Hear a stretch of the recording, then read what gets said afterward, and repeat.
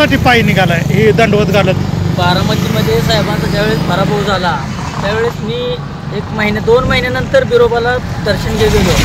दर्शन घेत असताना मला एक प्रश्न पडला, आपल्या साहेबाच्या अंगावर गुलाला केव्हा पडायला, म्हणून म्हटलं बिरोबाला मी नवस केलं.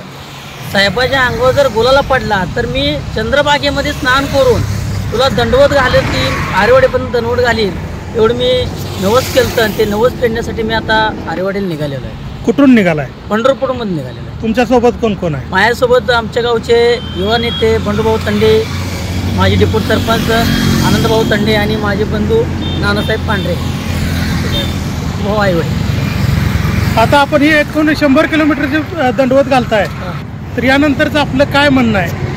काय नाही, जसं साहेबांनी जत तालुक्यानं जसं डोक्यावर घेतलं साहेबाला, म्हणजे काय केलं, आटपाडी तालुक्यानं पाया खांदला, पाया भरला.